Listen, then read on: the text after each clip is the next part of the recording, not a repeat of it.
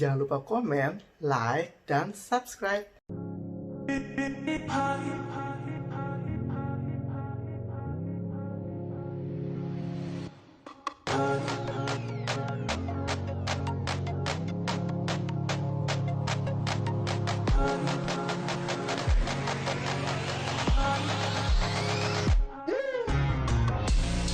Sifat-sifat fungsi. Nah, kalau tadi kita sudah belajar tentang definisi fungsi, sekarang kita akan melihat sifat-sifat fungsi. Namun sebelum masuk, saya ingin menjelaskan mengenai penulisan fungsi secara berpasangan atau berurutan. Jadi prinsip penulisannya secara berpasangan yaitu domain, range-nya. Jadi kalau saya punya sebuah fungsi, maka untuk penulisannya tinggal domainnya apa, range-nya apa, domainnya apa, range-nya apa, domainnya apa, range-nya apa. Maka saya tulis di sini. Oh, A1 pasangan sama B1, berarti A1 B1. Oh, di sini A2 sama B2, berarti di sini A2 B2. Begitu seterusnya A3 sampai B3. Berarti inilah cara penulisan pasangannya. Jadi untuk huruf pertamanya ini atau himpunan pertamanya ini, bagian pertamanya ini disebut dengan domainnya, yang kedua ini, bagian keduanya itu disebut range-nya. Nah, sekarang saya akan memberikan contoh. Kalau saya punya diagramnya seperti berikut ini, diagram fungsinya, berarti pasangannya gimana? Tinggal tulis ya, berarti ya 1 sama 1, 2 sama 4, 3 sama 9, 4 sama 16. 25-nya tidak perlu ditulis karena tidak punya pasangan. Nah, sekarang kita masuk ke sifat-sifat fungsi. Kalau dia sebuah fungsi, maka dia memiliki sifat-sifat. Nah, sebuah fungsi bisa memiliki lebih dari satu sifat. Ada apa aja sih sifatnya? Ada 4 yang akan saya jelaskan. Yang pertama yaitu fungsi surjektif atau fungsi onto atau fungsi kepada. Ini cuma beda istilah ya, surjektif, onto, dan kepada cuma istilah aja. Artinya setiap anggota B memiliki pasangan di A. Jadi yang di B ini punya pasangan di A. Nih ya, punya pasangan. Tidak dikatakan boleh 1, boleh 2, yang penting dia punya pasangan, itu namanya surjektif. Nah, sifat yang kedua yaitu kalau dia fungsi into atau fungsi ke dalam. Artinya jika terdapat anggota di B yang tidak mempunyai pasangan di A. Nah, kalau kita lihat di sini B2 tidak punya pasangan di A, maka ini disebut dengan fungsi into. Kenapa ini tetap disebut fungsi? Karena yang penting adalah si A itu punya pasangan 1 di B. Nah, yang ketiga yaitu fungsi injektif atau fungsi satu-satu. Artinya apa? A memiliki tepat 1 pasangan di B, tidak boleh 2 ya.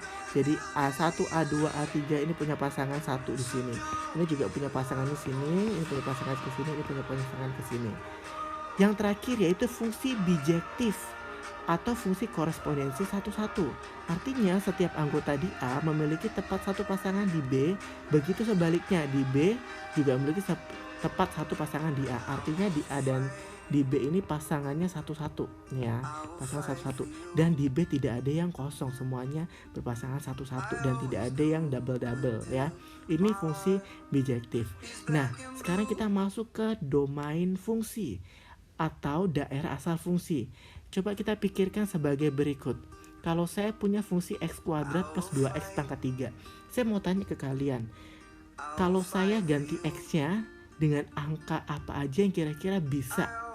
0 bisa ya, kalau saya masukin 0 bisa, masukin 1 bisa, masukin 2 bisa, 3 negatif bisa, pecahan bisa. Nah, artinya kalau untuk fungsi ini ya, fungsi yang saya kasih contoh ini, nilai berapapun untuk bilangan real dia bisa. Masih ingat ya bilangan real itu terdiri 2 ya, bilangan bulat dan bilangan pecahan. Ya, bilangan bulat itu apa aja? Bilangan bulat itu terdiri dari negatif, 0, dan positif. Kalau pecahan itu ya n per n, setengah, sepertiga, itu pecahan. Nah, kalau kita masukkan angka baik negatif, positif, atau 0 atau pecahan, bisa di sini ya. Misal contohnya kalau saya masukin minus 2, dapatnya minus 12. Kalau masukin 0, dapatnya 0. Kalau 2, 20. Kalau pecahan juga bisa. Dan seterusnya. Artinya, X di sini bisa kita ganti dengan berapa aja. Atau dia bisa terdefinisi untuk semua bilangan real. Atau saya tulisnya X sedemikian sehingga X elemen bilangan real. Di sini saya udah bantu untuk bagaimana cara membacanya. Nah, artinya semua bilangan X untuk fungsi ini memenuhi. Namun kita menemukan beberapa kasus. Coba perhatikan kasus pertama. Bagaimana kalau bentuknya adalah pecahan. Misal fungsinya 1 per X. Ketika kita masukkan 0, jadi fungsinya tidak terdefinisi. Kenapa? Karena 1 per 0 itu tidak terdefinisi. Coba kamu menggunakan kalkulator 1 dibagi 0 plus, itu tulisannya error, artinya tidak terdefinisi. Nah, contoh kedua, kasus kedua adalah kalau misalkan akar. Kalau di dalam akarnya minus, misalnya akar X, X-nya kita ganti minus 1, akar minus 1, kamu gunakan kalkulator hasilnya minus juga. Nah, artinya apa? Fungsi ini tidak terdefinisi di bilangan real atau imajiner, yang kalau akar minus 1 itu kan bilangan imajiner ya. Nah, artinya kalau fungsi ini tidak terdefinisi berarti nggak bisa sembarangan angka.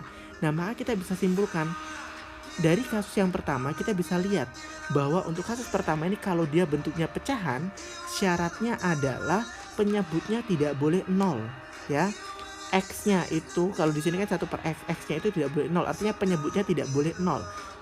Kalau penyebutnya 0 maka dia jadi tidak terdefinisi. Yang kedua, kalau dia bentuknya akar. Kalau dia bentuknya akar, ingat syaratnya. Di dalam akar harus lebih dari sama dengan 0. 0 boleh nggak? Boleh. Akar 0 berapa? 0. Akar 1 boleh nggak? Boleh. 1. Akar 4, 2, dan seterusnya. Tapi kalau akar minus 3 nggak bisa. Ya, jadi harus lebih dari 0.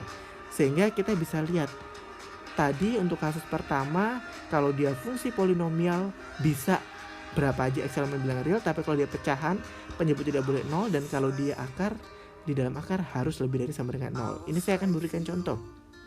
Yang pertama, kalau fx sama dengan 10x pangkat 5 plus 100. Nilai x-nya boleh berapa aja dong, mau nih minus, positif, 0, ataupun pecahan juga bisa ya. Berarti saya bisa tuliskan untuk nomor 1 bahwa domainnya dia, nilai x yang memenuhi, x itu kan domainnya dia ya. Kalau kita lihat, kalau ini sebuah fungsi, berarti ini daerah A, ini daerah B-nya, ini kan x, ini y-nya gitu kan.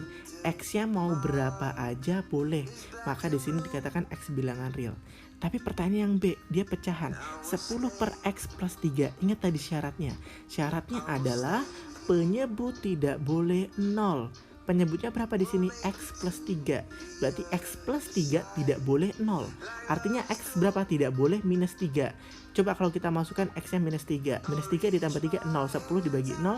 10 per 0 berarti tidak terdefinisi. Maka biar dia terdefinisi, maka domainnya adalah X sedemikian hingga X tidak boleh minus 3, tapi X boleh elemen bilangan real. Artinya semua bilangan boleh kecuali minus 3. Nah, yang bagian C, akar X minus 9. Berarti ingat syarat di dalam akar tadi apa? Berarti di dalam akar harus lebih dari sama dengan 0 nih ya. Di dalam akar harus lebih dari sama dengan 0, tidak boleh negatif. Maka X-nya harus lebih dari 9. Jadi X-nya harus lebih dari sama dengan 9. 9 boleh nggak? Boleh. Kurang dari 9 nggak boleh. Jadi 9, 9,1, 9,2, 10, 11, dan seterusnya itu boleh. Maka kita bisa tuliskan bahwa daerah domainnya itu adalah X sedemikian hingga X lebih dari sama dengan 9 dan X elemen bilangan real.